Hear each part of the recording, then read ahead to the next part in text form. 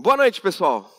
Satisfação muito grande estar aqui com vocês nessa noite. Fazia um tempo que eu não aparecia por aqui, né? Mas muito bem, é muito legal estar aqui com você. Obrigado, meu querido. Abra comigo a sua Bíblia no Salmo de número 51. Essa é a passagem que a gente vai ler hoje. Vamos, depois de cantar essas músicas tão bonitas, vamos ler agora uma música de igual forma também muito linda. E em cima dela nós vamos meditar na noite de hoje. Salmo capítulo 51. O coração arrependido. Todos acharam? Posso ler? Diz o seguinte: tem misericórdia de mim, ó Deus, por teu amor, por tua grande compaixão, apaga as minhas transgressões. Lava-me de toda a minha culpa e purifica-me do meu pecado. Pois eu mesmo reconheço as minhas transgressões e o meu pecado sempre me persegue. Contra ti, só contra ti pequei. E fiz o que tu reprovas, de modo que justa é a tua sentença e tens razão em condenar-me. Sei que sou pecador desde que nasci, sim, desde que me concebeu minha mãe. Sei que desejas a verdade no íntimo e no coração me ensinas a sabedoria. Purifica-me como isopo e ficarei puro. Lava-me mais branco que a neve serei. Faz-me ouvir de novo júbilo e alegria, e os ossos que esmagaste exultarão. Esconde o rosto dos meus pecados e apaga todas as minhas iniquidades.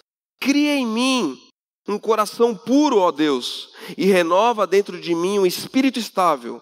Não me expulses da tua presença, nem tires de mim o teu Santo Espírito. Devolve-me a alegria da tua salvação e sustenta-me com espírito pronto a obedecer. Então ensinarei os teus caminhos aos transgressores, para que os pecadores se voltem para ti. Livra-me da culpa dos crimes de sangue, ó Deus, Deus da minha salvação. E a minha língua aclamará a tua justiça, ó Senhor. Dá palavras aos meus lábios, e a minha boca anunciará o teu louvor. Não te deleitas em sacrifícios, nem te agradas em holocaustos, senão eu os traria. Os sacrifícios que agradam a Deus são um espírito quebrantado, um coração quebrantado e contrito, ó Deus, não desprezarás. Por tua boa vontade faz Sião prosperar, ergue os muros de Jerusalém, então te agradarás dos sacrifícios sinceros, das ofertas queimadas e dos holocaustos, e novilhos serão oferecidos sobre o teu altar. Pai, obrigado por esse momento, desde o começo dessa celebração, muito especial estar aqui, Deus. E agora, ao ler esse salmo, nossa intenção é que o Senhor fale conosco, Pai. Tiramos aqui o que realmente o texto quer nos mostrar e que possamos tirar aplicações práticas para a nossa vida. Muito obrigado mais uma vez pelo privilégio de estar aqui hoje. Em nome de Jesus. Amém. Se você chegasse aqui hoje, nessa celebração, e ao chegar no seu lugar, você se deparasse com um albinho de fotografia. Não está na moda mais albinho de fotografia, né? Mas você visse ali um albinho de fotografia, você abrisse esse álbum e você vê que é um casamento ali. Só que você olha assim, mas quem são essas pessoas? Não sei, você acha legal aquele álbum, bacaninha, né? Você vê ali os daminhos entrando de honra, tal, tudo mais. Você larga ali o albinho, tem a celebração, e na semana que vem, quando você chega, você se depara com outro albinho. Só que agora é o albinho do seu casamento. Aí você olha as fotos do seu casamento. Outro dia eu estava olhando a foto do casamento do meu pai, estava com uma gravata borboleta gigantesca. Acho que era moda antigamente, né? Uma gravata bonita assim. E você se depara com as fotos ali de você se casando. E eu tenho certeza que da primeira vez que você viu um álbum de fotografia na cadeira, que você não conhecia as pessoas, aquilo gerou talvez uma alegria em você. Mas quando você se deparou com o seu álbum de casamento, o sentimento foi diferente dentro do seu coração. É ou não é? Sabe por quê que isso acontece? Porque você conhece a história por trás da foto. Você sabe o sentimento que havia no seu coração no momento do casamento, a alegria que ali estava, a história por trás da foto. Nós acabamos de ler um texto aqui agora, que é uma foto. É como um albinho de casamento. Que nem isso que eu acabei de falar para vocês. E a maioria dos estudiosos sintoniza esse texto, esse Salmo 51, a determinado momento da vida de Davi. E eu quero contar para vocês a história por trás da foto. para que a gente entenda o que estava por trás do coração desse homem quando ele escreveu esse texto que eu contei para vocês. E a história está relatada lá no Antigo Testamento, a história de Davi, do rei Davi. A história de Davi, ela é muito legal. Davi, ele foi coroado rei de Israel. Ali pelo capítulo 13 de 1 Samuel, ali pelo versículo 14, Deus fala ali para o profeta Samuel de que ele levantaria um homem segundo o seu coração. Porque o rei anterior, que era o rei Saul, era um homem muito impulsivo e que desobedecia os preceitos de Deus. E Deus queria um homem segundo o coração dele. E ele escolhe Davi. E Davi, durante a juventude dele, quando ele é ungido rei de Israel por Samuel, ele teve muitas vitórias. Você pode lembrar de várias delas. Por exemplo, a história de quando ele enfrentou o gigante Golias. Com uma pedra, ele rodou aquela pedra e deu na testa do gigante Golias. A pedra foi conduzida pelo Espírito Santo de Deus para a testa daquele gigante que caiu. E aquilo é um símbolo muito grande. A simbologia de Deus vencendo os inimigos do povo de Israel. E outros momentos também, Davi foi muito vitorioso. Mas o que é legal da Bíblia, eu sou muito apaixonado pela Bíblia, e ela tem uma característica dela que chama muito a minha atenção, de que quando ela relata a história das pessoas, quando ela mostra os seus heróis, ela não esconde os aspectos ruins, as derrotas que esses homens e mulheres tiveram. Homens e mulheres assim como nós. No livro de Tiago, no final do livro de Tiago, Tiago fala que Elias, ele era humano como nós. Quem que é esse Elias? Um dos maiores profetas do Antigo Testamento. Em outra tradução diz que ele era sujeito às mesmas paixões que nós. Ele era sujeito às mesmas paixões que nós. Ou seja, quando nós lemos a Bíblia, nós podemos nos identificar com as pessoas que ali estão. São seres humanos como nós, que venceram e tiveram derrotas. E naquela época, os reis tinham o costume, Davi era rei de Israel, e os reis tinham o costume de ir à frente da batalha. Porque quando se conquistava uma cidade, aquele que estava à frente, lhe era outorgado a vitória. Lhe era outorgada a vitória. E o quão poderoso nas batalhas ia crescendo a fama daquele rei. Tanto é que tem um momento ali no Antigo Testamento em que Saul ainda está vivo e Davi é um dos seus generais, que as pessoas falam, que Saul matou milhares de pessoas, inimigos, mas Davi matou 10 milhares. Ou seja, tinha esse tipo de rivalidade. Só que o que deu origem ao contexto desse salmo é o momento em que Davi não vai à batalha, ele fica em casa. Ele manda Joabe, o seu comandante, batalhar uma guerra, e ele fica em casa, fica no palácio. E ele está lá no terraço do palácio, e diz a Bíblia, essa história você encontra ali em 2 Samuel, a partir do capítulo 11. Diz a Bíblia que Davi dormiu de tarde, ele estava ali acabou de comer bastante, fez aquela siesta bem gostosa de tarde, ele estava talvez com a mente vazia. E levantou tranquilo, assim, caminhando, meio sem ter o que fazer. E tem aquele ditado que diz que a mente vazia é a oficina de quem? Do diabo. E aquele homem se deparou com uma cena de uma mulher se banhando, Betseba. E ele cobiçou aquela mulher era uma mulher casada, com Urias. E Urias é um soldado que está lá na guerra junto com Joabe. E Davi manda vir aquela mulher. E ele abusa daquela mulher. E aquela mulher vem a engravidar. E ela manda uma mensagem para Davi. Davi, eu engravidei. E daí Davi se vê naquela situação totalmente esquisita, E ele tem uma ideia terrível. Ele fala o seguinte: manda vir Urias. Manda vir, traz aquele homem lá da batalha. E vamos colocar ele para dormir com a esposa. Aí ela está grávida mesmo. Daí a gente fala que o filho é dele e vai ficar tudo certo. E Urias ele vem, e é muito interessante que estabelece um paralelo na história entre a integridade de Urias e aquilo que o pecado de Davi que está se consolidando naquele momento. E Urias não aceita ir para a casa dele. Porque ele fala assim: não, eu tenho que estar na batalha junto com os meus companheiros de batalha. Como que eu posso desfrutar aqui? Talvez, em outras palavras, foi daqui a pouco um tapa na cara, assim, indiretamente de Davi, Como é que eu posso ficar aqui de boa com a minha esposa, enquanto na batalha está acontecendo tudo aquilo lá? E Davi fica assim: o que eu vou fazer com esse cara agora? No outro dia, como Davi fica sabendo que não foi para casa, manda vir Urias de novo.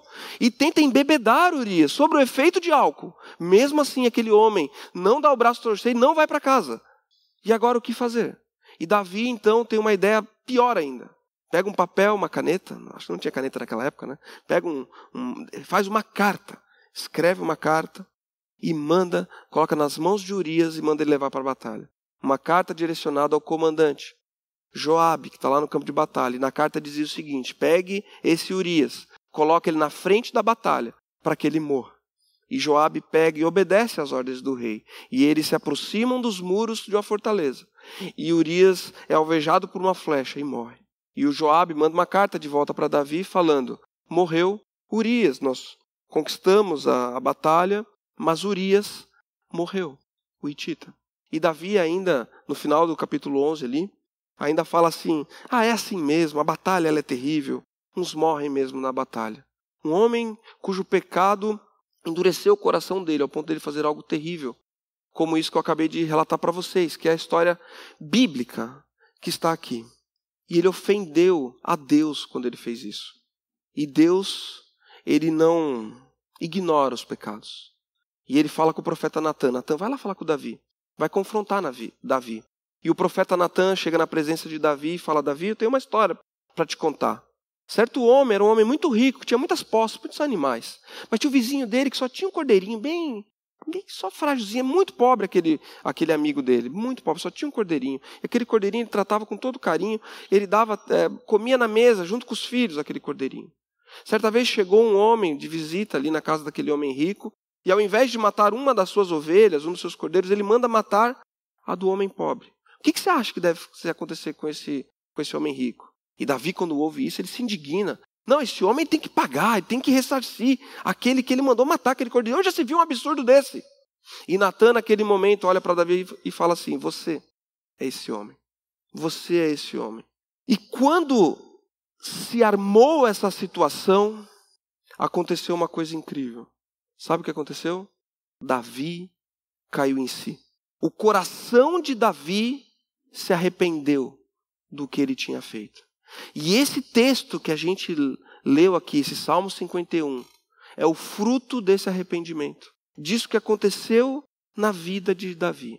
Arrependimento. Sabe que hoje em dia, nas igrejas por aí afora, se fala muito sobre prosperidade, sobre as bênçãos, sobre a vida boa com Deus, e pouco se fala sobre o arrependimento. Mas o arrependimento é um dos assuntos mais abordados em toda a Bíblia. Os profetas do Antigo Testamento, sempre quando falavam assim diz o Senhor, junto na mensagem deles estava a palavra arrependimento. Arrependam-se, arrependam-se. Isso sempre foi uma temática constante dentro da Bíblia. No Novo Testamento, não só no Antigo Testamento, mas no Novo Testamento, João Batista aparece no deserto pregando o arrependimento. Arrependam-se. Batizando, João Batista, batizando as pessoas. E depois vem Cristo, e Cristo está pregando o arrependimento. O arrependimento. O arrependimento. O chamado de toda a Bíblia é para o arrependimento. Para o arrependimento. Lá em Lucas, lá no Novo Testamento, capítulo 13, olha que interessante essa passagem. Lucas, capítulo 13, do 1 ao 5. Diz o seguinte: naquela ocasião, alguns dos que estavam presentes contaram a Jesus que Pilatos misturara o sangue de alguns galileus com o sacrifício deles. Entre aspas, abre parênteses aqui. Aqueles homens chegaram para Jesus e falaram: Jesus, você não acredita. Teve uns caras aí que Pilatos matou eles de uma maneira horrível. Entre aspas, eles falaram assim: esses homens devem ter feito uma coisa muito terrível para ter acontecido algo nesse sentido para eles. E quando Jesus ouve isso, ele continua, ele fala assim: Jesus respondeu: vocês pensam que esses galileus eram mais pecadores que todos os outros por terem sofrido dessa maneira? Eu lhes digo que não. Mas se não se arrependerem, todos vocês também perecerão. Ou vocês pensam que aqueles 18 que morreram, quando caiu sobre eles a torre de Siloé, eram mais culpados do que todos os outros habitantes de Jerusalém? Eu lhes digo que não. Se não se arrependerem, todos vocês também perecerão. Aqueles homens estavam classificando o pecado do outro como sendo algo terrível, merecedor de mais juízo do que eles. E Jesus, quando identifica isso, fala assim, gente, acho que vocês não entenderam bem ainda. Mas na verdade todo mundo tem que se arrepender. Aqueles homens, eles não são mais pecadores porque caiu a torre em cima deles, ou Pilatos fez isso com eles. Mas todos vocês precisam se arrepender de igual maneira. O pecado das outras pessoas, ele é muito evidente para nós. A gente vê as pessoas fazendo coisa errada, isso salta aos nossos olhos. Mas nós muitas vezes somos míopes para os nossos pecados, para aquilo que a gente faz. E o chamado da Bíblia é para o nosso arrependimento. E esse texto aqui, do Salmo 51, é um texto que reflete um coração arrependido. Então vamos ler ele, vamos estudar aqui alguns pontos desse texto, fazer entrar nesse texto para que a gente entenda o que se passou no coração de Davi, para que a gente possa caminhar essa mesma trilha, a trilha do arrependimento. Primeiro versículo: tem misericórdia de mim, ó Deus, por teu amor, por tua grande compaixão, apaga as minhas transgressões, lava-me de toda a minha culpa e purifica-me do meu pecado, pois eu mesmo reconheço as minhas transgressões. Sabe que eu dei uma ênfase aqui na minha leitura para o meu, eu, minha. E o primeiro ponto que a gente tem que aprender nesse texto, que a palavra de Deus está nos falando, é o seguinte: arrependimento é um verbo que se conjuga na primeira pessoa. Vamos ler junto? Vamos lá. Arrepender-se somente na primeira pessoa. Ou seja, é algo entre você e Deus. Eu não tenho o poder de me arrepender por você. Não tenho. Cada um de nós aqui tem as suas lutas, seus desafios, e isso é uma relação entre você e Deus. E Davi entendeu isso, de que era algo entre ele e Deus. E ele conjuga isso, esse verbo, na primeira pessoa. E isso é muito profundo também, porque às vezes quando a gente pisa na bola, a nossa reação não é se arrepender, mas é dar uma desculpa. Nossa reação é culpar os outros. Davi, ele poderia ter culpado, Deus, mas eu fiz isso porque, onde já se viu aquela mulher ficar tomando banho lá? Não dava. Ele não culpou o outro. Não, ele assumiu a responsabilidade. Ele conjugou o verbo arrepender-se na primeira pessoa. É isso que diz aqui nesse versículo, o 1, 2 e o 3, até a metade do 3. E o segundo, aqui a continuação do versículo 3, diz o seguinte: e o meu pecado sempre me persegue. Quem se arrepende, meus queridos? Quem se arrepende liberta-se do peso do pecado. Quando nós pecamos, quando a gente faz uma coisa errada, é como se a gente vestisse uma mochila. E nessa mochila fosse colocado 20 quilos para a gente carregar. E o pecado em nós, quando a gente peca, por mais que a gente tente esquecer, você sabe que você pecou. Por mais que você finja que nada aconteceu, você sabe que pecou. E o pecado perseguia Davi. Ele dormia de noite e ficava pensando naquilo. Ele acordava de manhã, ele estava pensando. Aquilo se transformou num peso para ele. Em outro salmo diz que os ossos atrofiavam por causa do pecado. Tem uma outra passagem bíblica que diz isso. Então o pecado, ele tem esse poder nocivo de nos estragar por dentro. Nos estraga. É ou não é quando duas pessoas brigam, fica aquele clima horrível? Já viu isso acontecer? Parece que o relacionamento foi quebrado entre duas pessoas, fica aquela coisa horrenda entre duas pessoas, porque houve um rompimento de dentro, aquele coisa fica amargando ali dentro.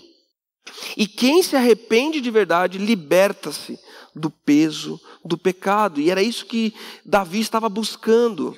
Tirar esse peso das costas dele. Ele não queria mais conviver com essa sensação horrível de ter feito algo tão terrível. Versículo 4 diz o seguinte: só contra ti pequei, e fiz o que tu reprovas, de modo que justa é a tua sentença, e tens razão em condenar-me. Existe uma dinâmica aqui nesse versículo 4, que é o seguinte: arrepender-se é entender que todo pecado é contra Deus. Davi, ele olha para o que ele fez, e ele entende que em última instância ele cometeu sim. Ele pecou contra aquela mulher, contra aquele homem, mas em última instância ele desagradou a Deus. E sabe de uma coisa? A gente tem mais medo das pessoas do que de Deus, muitas vezes. Quando a gente peca, às vezes a gente fica com medo dos outros descobrirem que a gente pecou. É ou não é? A gente pensa assim, se o meu chefe descobrir que eu fiz isso, talvez eu vou ter consequências no meu trabalho. A pessoa possa até perder meu emprego.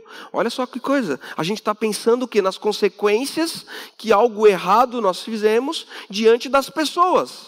E ignoramos o fato de que maior do que o nosso chefe, ou seja lá quem for, contra quem a gente pecou, o pecado que a gente fez, maior do que esse é o nosso Deus. E todo pecado, quando a gente peca contra Deus. Lá no Antigo Testamento, José, quando é tentado pela mulher de Potifar, a mulher de Potifar quer deitar-se com ele, e ele fala, como poderia eu fazer tamanha maldade contra o meu Deus? Pecar contra o meu Deus? Ele também entendeu, José, lá no Antigo Testamento, de que se ele dormisse com aquela mulher, se ele cedesse ali àquela mulher, ele estaria pecando, desagradando a Deus. Desagradando a Deus. E o versículo 6... ele é muito legal também, que diz o seguinte, sei que desejas a verdade no íntimo e no coração me ensinas a sabedoria. Deus, ele está interessado, meu querido, minha querida, não com aparências. Ele quer nos curar lá no íntimo do nosso coração. De dentro para fora Ele quer fazer a cura em nós.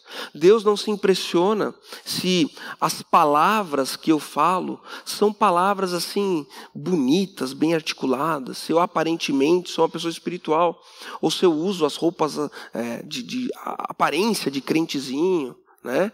Deus não está interessado muito, porque Ele conhece o nosso coração. E Ele quer nos curar lá no nosso coração. Lá no nosso coração. E sabe que lá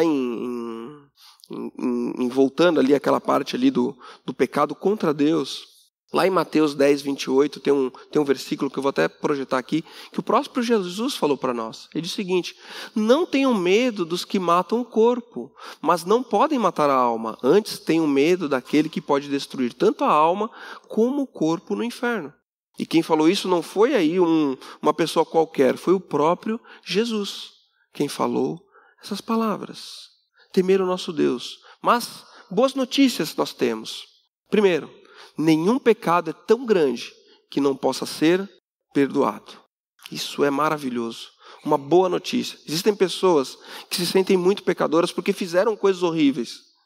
Fizeram pecados que são impronunciáveis. Levam esse pecado com uma vergonha muito grande no seu coração. Deus o livre as pessoas ficarem sabendo disso terrível que eu fiz. Ou quando isso vem à tona, o sentimento é muito ruim. Mas independente do pecado, Deus quer perdoar. E independente do pecado, Deus morreu na cruz, na pessoa de Jesus, para perdoar esse pecado, por pior que ele seja. Mas consequências existem para os pecados. Existem consequências. Se você lê lá no Antigo Testamento, no livro de Samuel, conta ali que o profeta Natã fala para Davi que aquela criança que foi gerada morreria. E aquela criança veio a morrer. E a família de Davi, a partir daquele momento, dividiu-se. E nunca mais foi a mesma. Diz ali que a espada não se distanciaria da família de Davi a partir daquele momento. Ou seja, a consequência houve na vida de Davi. Mas eu quero dizer algo para vocês. É muito melhor as consequências e a cura acontecer do que o pecado oculto que nos apodrece por anos e anos. É muito melhor.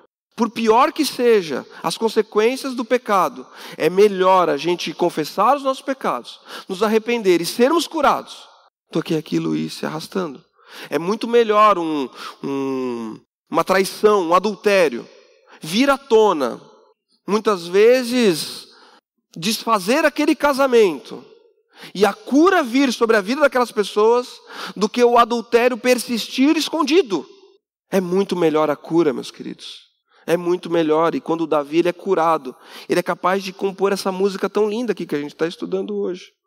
4. Vamos adiante. Versículo 5. Vamos lá. Sei que sou pecador desde que nasci. Sim, desde que me concebeu minha mãe. Olha só que versículo legal. Davi se dá conta de que o pecado não foi algo pontual em sua vida, mas sim de que ele é pecador. Que ele é pecador.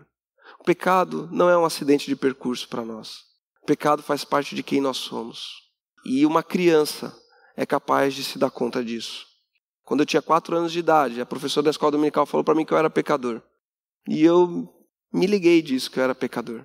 E eu pedi para ela, falei, prof, eu quero aceitar Jesus. Que essas crianças cantaram aqui hoje, né? O Benjamin já está com 4 anos e meio. E eu fico impressionado como que as crianças, elas são sinceras, né, em tudo que elas fazem, assim, né?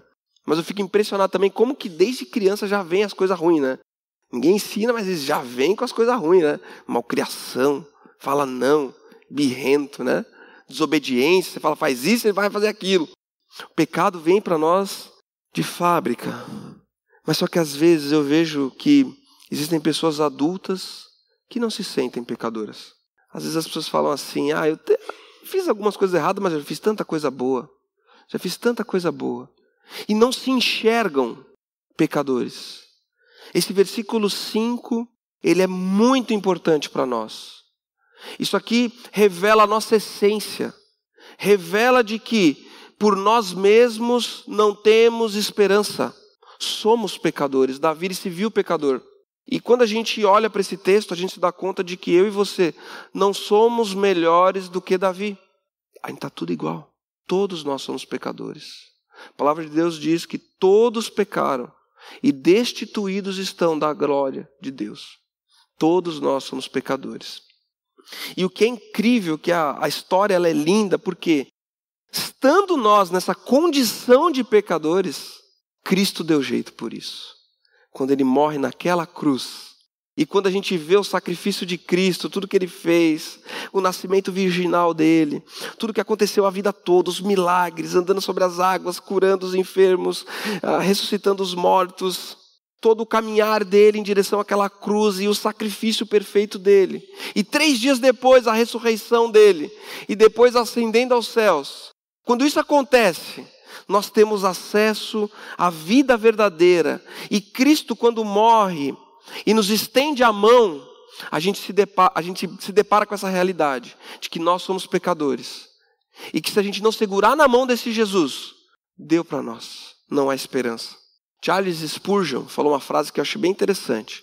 O arrependimento não te fará ver a Cristo, mas ver a Cristo fará com que te arrependa.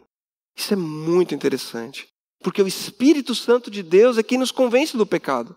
Olhar para Cristo vai fazer com que a gente caia de joelhos diante dele. Davi, ele caiu de joelhos diante de Deus quando isso aconteceu. 5, versículo 12 agora. Vamos o 12 agora. Devolve-me a alegria da tua salvação e sustenta-me com o espírito pronto a obedecer. Vamos ler? Arrepende. Vamos juntos? Arrepende. Igual obediência, igual mudança de atitude. Você viu que o versículo aqui fala? Um espírito pronto a obedecer. Arrependimento sem mudança de atitude não é nada. São meras palavras. E Davi, ele se arrependeu. Por que ele se arrependeu? Porque ele estava disposto a obedecer. E isso reflete uma mudança de atitude. Você quer saber se uma pessoa se arrependeu? Você quer saber se você se arrependeu? Veja se as atitudes mudaram. Se não, não houve arrependimento verdadeiro. Não houve arrependimento. Tem uma história no Novo Testamento, em Lucas capítulo 19, conta a história de Zaqueu.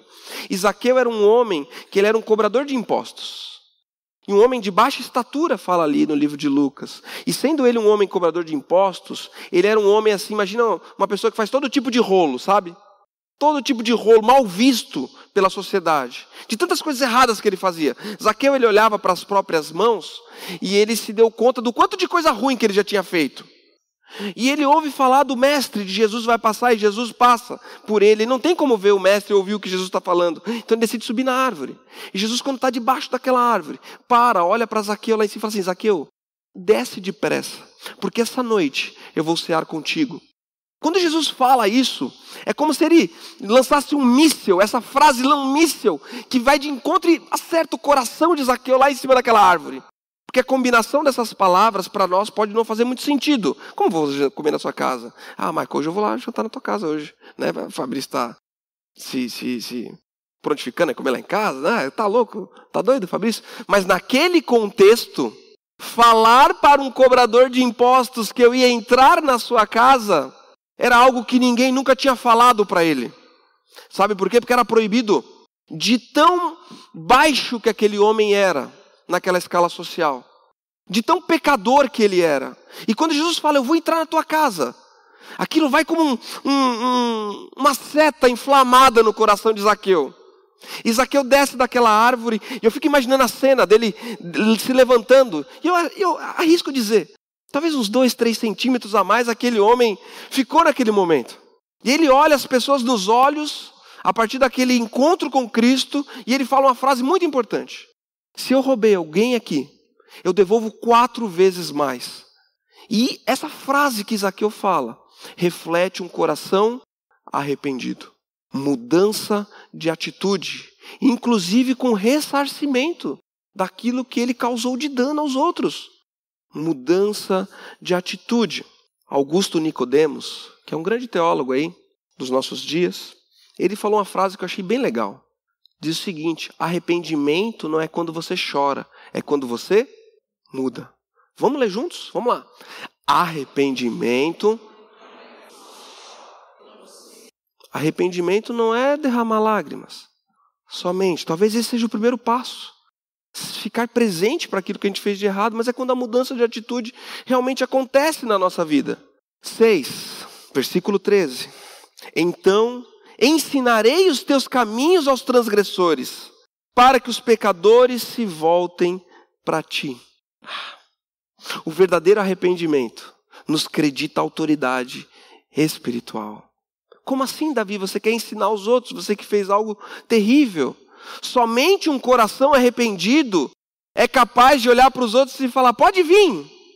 Eu vou falar uma coisa para vocês. O coração de Davi aqui muitas vezes está melhor que o nosso.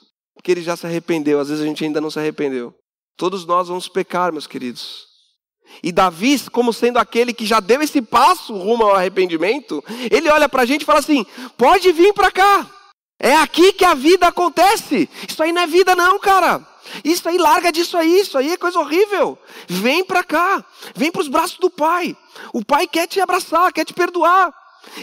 Eu vi que aqui é que é vida. Antes eu estava morrendo, definhando por causa do meu pecado. Desse lado de cá é que a coisa é boa. E ele está falando isso nesse texto. Então ensinarei os teus caminhos aos transgressores, para que os pecadores se voltem para ti. Davi está falando para a gente, sabe o quê? Arrependam-se vocês também. Aliança Bíblica de Bento Gonçalves. Arrependa-se você também, Fabrício. Eu experimentei isso na minha vida, Fabrício, e valeu muito a pena. E sabe que existe uma diferença entre o arrependimento e o remorso. Arrependimento e remorso. O arrependimento é o que vivenciou Pedro. E o remorso é o que vivenciou Judas. Os 2 homens traíram Jesus. Pedro falou ainda que não ia trair, nunca ia trair Jesus. E Judas já foi lá e vendeu Jesus pelas moedas de prata. Os 2 traíram. E Judas depois ele foi se enforcar. E Pedro se transformou num outro homem depois. O arrependimento, a diferença entre o remorso e o arrependimento gera cura. O remorso gera a morte. O arrependimento ele é baseado no temor de Deus. O remorso é o medo de ser descoberto pelas pessoas. O arrependimento assume a responsabilidade, inclusive as consequências daquilo que eu causei de dano. Já o remorso, ele se justifica. O arrependimento está baseado no perdão de Deus. O remorso, na acusação do diabo. Quem é você para falar alguma coisa? É isso que o diabo fala quando a gente está em pecado. Fica quieto, você fica falando, faz tudo errado. Quem é você para falar tal coisa? O arrependimento de verdade nos permite testemunhar, que nem Davi está testemunhando aqui. Já o remorso, ele nos faz calar. Fico caladinho, amargando o pecado. O arrependimento de verdade, a pessoa ela se perdoa. E no remorso a pessoa se culpa. Se culpa. Último ponto aqui hoje, ponto 7, está lá no versículo 16. Diz o seguinte: não te deleitas em sacrifícios, nem te agradas em holocaustos, senão eu os traria. Os sacrifícios que agradam a Deus são um espírito quebrantado, um coração quebrantado e contrito, ó Deus, não desprezará. Deus, Ele não quer sacrifícios da nossa parte, Ele não quer ações sem arrependimento. Uma bondade não anula uma maldade. Eu já vi muito isso, as pessoas tentando compensar. Quando fazem uma coisa errada. Eu vou fazer uma coisa certa para tentar compensar. E às vezes, diante de uma celebração fúnebre, as pessoas cuja esperança não está em Cristo, elas começam a falar em voz alta as coisas boas que aquele que ali está deitado, aquele que partiu, né? As coisas boas que ele fez, ou que ela fez. Por que as pessoas falam isso? Porque elas estão querendo exaltar as virtudes, na expectativa de que as virtudes compensem as maldades que aquela pessoa fez. Mas se você tenta fazer um bolo em casa, você coloca a farinha, coloca o açúcar, coloca ali as sementes que você gosta, coloca o fermento, coloca a água quente, quebra o primeiro ovo, quebra o segundo ovo e falta um último ovo. Você quebra um último ovo e ele está podre. Você consegue salvar a massa? Consegue? Não dá. Assim é a nossa vida também. Um único pecado que a gente comete, e a gente comete pecado toda hora a gente erra. Esse único pecado que a gente comete já estraga, já compromete tudo. E a solução para o nosso coração é uma só: Jesus Cristo. Ele é a solução para nós. Olharmos para Jesus, confessarmos os nossos pecados, nos darmos conta da nossa natureza pecadora, olhar para Cristo e falar assim: Cristo, me perdoa, eu me arrependo de verdade. E se não for pelo Senhor, eu vou continuar nesse estado aqui deplorável pelo resto da minha vida. Me cura. Essa é a solução. Essa é a solução. E essa lição que Davi aprendeu. Por mais que ele tenha vivenciado aquela experiência de ter sido confrontado, né, por causa do pecado, mas a mudança de atitude dele se desenrolou depois disso que aconteceu. Ao ponto de Deus olhar para nós e falar assim: Davi era um homem segundo o meu coração. Não era um homem que não errava, mas era um homem que se arrependia. E para a gente finalizar, eu deixei 3 perguntas aqui para a gente levar e pensando enquanto a gente vai dirigindo para casa, talvez quando a gente deitar na nossa cama hoje de noite, ou ficar pensando essa semana. Primeiro é o seguinte: quais pecados sem arrependimento eu tenho mantido oculto no meu coração? Que pecados daqui a pouco a gente tem que está guardando ele lá no nosso coração? Quais danos que eu causei que devem ser restaurados? Que danos que a gente causou aos outros que devem ser restaurados ou a Deus? E o último, o que eu farei hoje quanto a esse tema?